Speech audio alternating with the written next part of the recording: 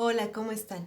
Ahora vamos a ver tres características fundamentales de Dios, que Dios es una persona, es bueno y es relacional. Esto nos va a ayudar a entender las condiciones de un desarrollo integral en diferentes grupos sociales, comunidades y también naciones. Bien, vamos a la siguiente diapositiva. Y tenemos que hay mismos datos, pero diferentes relatos o historias. Sí, esto específicamente sobre el tema del desarrollo integral, sí, de diferentes grupos, pero que también va a obedecer a diferentes cosmovisiones. Pero, sea cual sea la cosmovisión o la filosofía que subyace a esta cosmovisión, debe responder a cuatro preguntas fundamentales. ¿De dónde venimos? ¿Qué se torció? ¿Cómo se resolvió eso y hacia dónde vamos? ¿Sí? Son cuatro preguntas fundamentales. El secularismo, como se apoya más en la parte de la teoría de la evolución, en realidad va a tratar de explicar todo esto a partir de que solo seguimos evolucionando, tal vez no, apuntemos más hacia una destrucción de todos nosotros y la naturaleza, y por lo tanto es mejor vivir el presente que anticiparnos a un futuro incierto. El animismo, por otro lado, empieza con un universo completo, donde todos somos parte de ese universo, de ese campo espiritual, y que por causa de que somos materia, entonces nos estamos degenerando. Y el final es un caos y es necesario resignarse porque no hay manera de cambiarlo. Sin embargo, el teísmo bíblico va a explicar desde el Génesis hasta el Apocalipsis, con la palabra de Dios, de dónde venimos. Fuimos creación de Dios, a imagen suya, que lo que se torció ahí fue la desobediencia del hombre, que fue fatal, pero la solución a eso fue el sacrificio de Jesús en la cruz, la salvación a través de la cruz y el sacrificio de Dios mismo, y que la manera de restaurar toda la relación del hombre con Dios es a través de la fe, y que podemos también restaurar la creación porque para eso somos creados, ¿sí? Entonces el teísmo bíblico nos va a explicar la realidad, una verdad objetiva, concreta, que sí podemos aprender de ella, conocerla y resolver los problemas que se presentan en esta creación. Vamos a la siguiente diapositiva.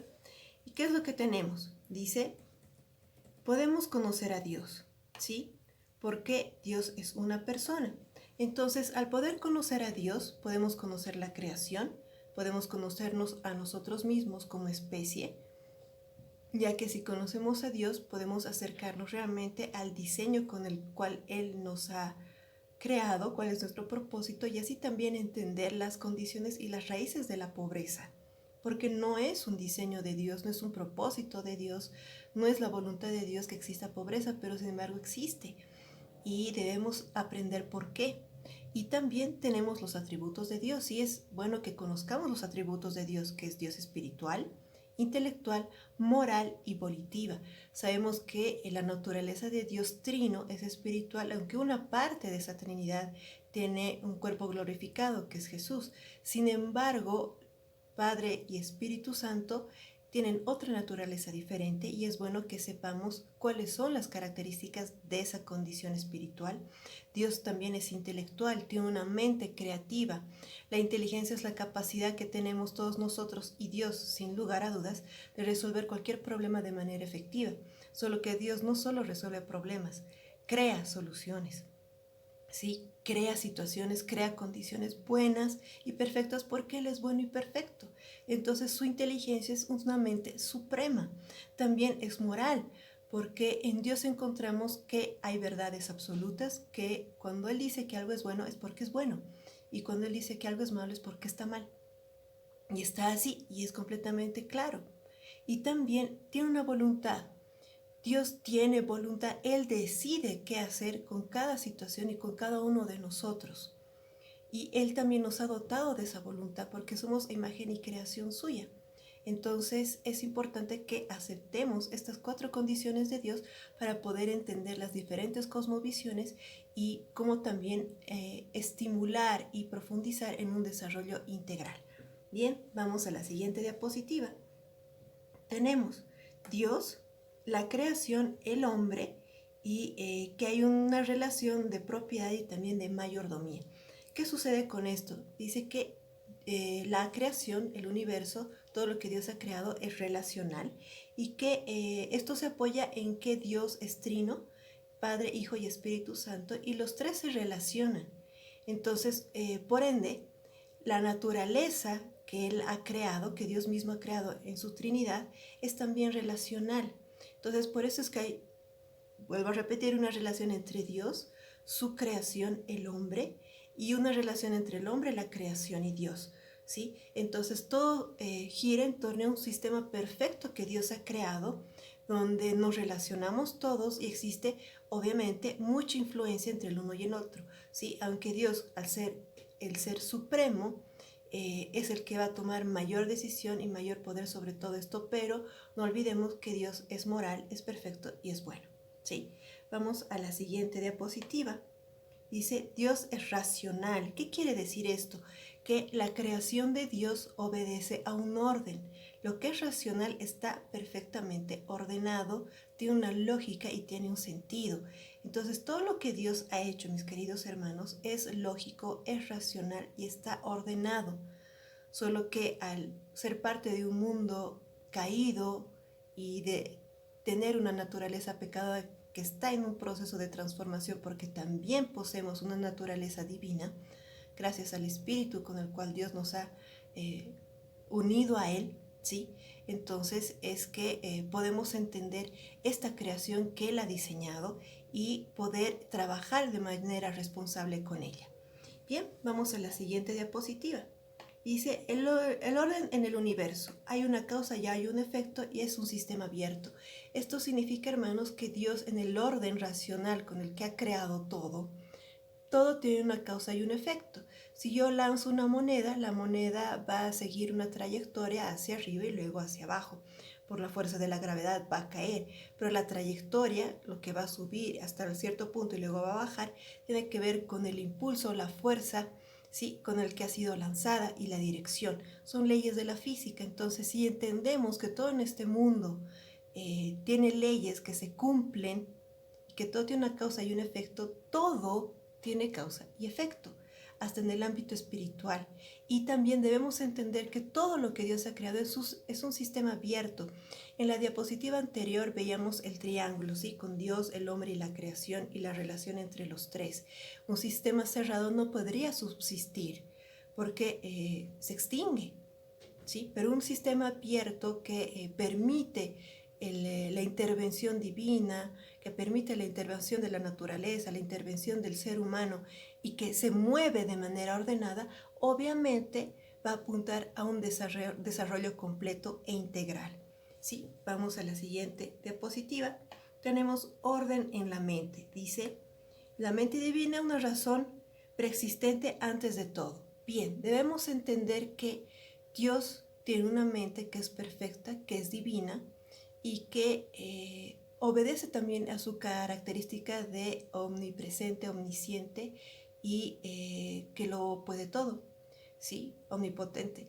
Entonces, esta mente obviamente va a ser superior a la nuestra. Sin embargo, al ser creados por Él y que tenemos una imagen y semejanza a Él, también estamos dotados de una medida de inteligencia parecida a la de Él.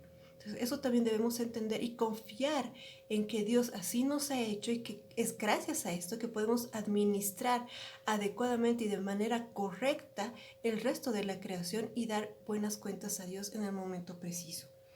Vamos a la siguiente diapositiva. Dice, existen principios, ¿sí?